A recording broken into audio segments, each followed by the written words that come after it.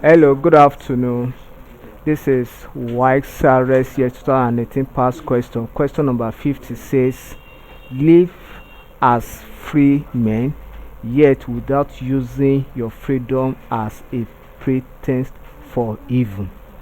Peter, Peter, by this text, was calling on Christians to dash. When we talk of pretense, pretense means cover up for evil.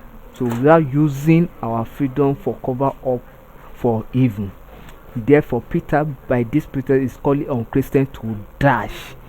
A. Resist the devil always. B. Do what is right. C. Fight for their freedom. D. Endures pain while suffering. The correct option here is option B. Do what is right always. So whenever we are doing what is right always, we will not be hiding under cover up or pretense. We will not live a double life or hypocritical lifestyle. That's what Peter is telling you. So the detail of this account is in Peter First Peter chapter 2 verse 16. Thank you and God bless you. Ensure you subscribe for more of our videos.